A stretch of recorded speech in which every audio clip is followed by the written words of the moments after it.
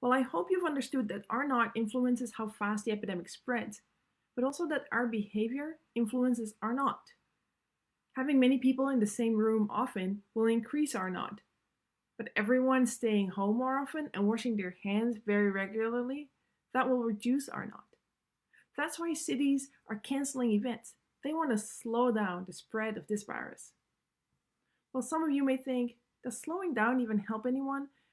Aren't we all going to get infected anyways? Well, slowing down can make a big difference, especially on the number of people who get the infection at the same time. If too many people get infected at the same time, it will simply overwhelm our hospitals. Imagine that 1% of the Americans were infected at the same time. That's 3.3 million people. Then, imagine that 1% of those people need a bed in an ICU. That's 33,000 people.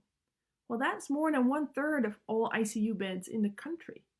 And we really need these intensive care units for the regular patients. We don't have that space.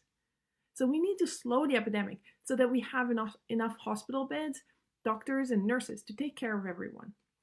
Epidemiologists expect that ultimately 20 to 60% of us will get the coronavirus. So my 1% example is really quite conservative. But if we reduce R naught by washing our hands and canceling events, we can flatten the curve. And history shows that this is really possible. During the 1918 Spanish flu epidemic, some cities were much faster with canceling events and closing their schools. And that saved a lot of lives. This image shows the number of people who died in the 1918 Spanish flu epidemic in Philadelphia and St. Louis. Philadelphia waited 2 weeks before they canceled events, whereas St. Louis acted within 2 days. You can see that the curve for St. Louis is much flatter, and the total number of people who died was smaller in St. Louis. So here's a message from us, 3 researchers who use math to study biology.